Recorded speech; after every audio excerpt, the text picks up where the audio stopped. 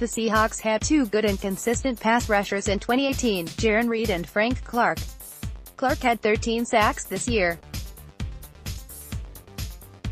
He is also an unrestricted free agent this offseason. Clark could be franchise tagged, or Seattle could do the right and good thing by simply signing Clark to a long-term extension. On Tuesday, Clark even tweeted out that he had injured both the UCLs in his elbows this year. At least, Clark said he had torn his UCLs in one season, and both against the Vikings. If this is true, two things are evident. Two torn UCLs in one season, both against the Minnesota Vikings. Frank Clark at the @RalFrank_, January 16, 2019. The first obvious thing is that Clark will most likely never pitch in Major League Baseball. Having torn both UCLs? That's bad. Who does he think he is? R.A. Dickey. The second, and much more important, aspect is that if Clark really had major elbow issues and still accumulated all those sacks and 10 tackles for loss and 3 forced fumbles, it shows Clark can play with pain and be really good.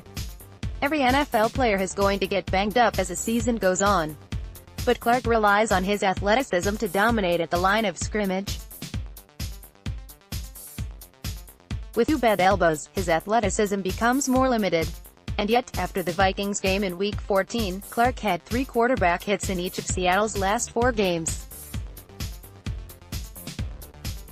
Prior to Week 14, Clark had 3 quarterback hits in just 2 games.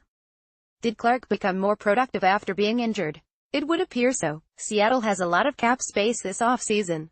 And I mean, a lot. The Seahawks have $60 million in cap space, which ranks 9th in the NFL. There is plenty of room to re-sign Clark. Clark plays the position of need and has proven to be effective his entire career.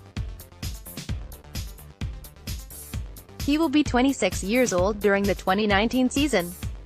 Next, for Seahawks who might leave the team this offseason if Seattle does not find a way to re-sign Clark, there should be boycotting.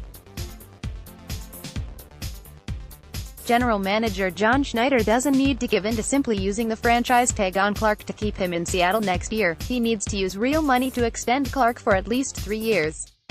Seattle needs Clark and Clark wants to stay with the Seahawks. Let's hope Schneider makes it happen.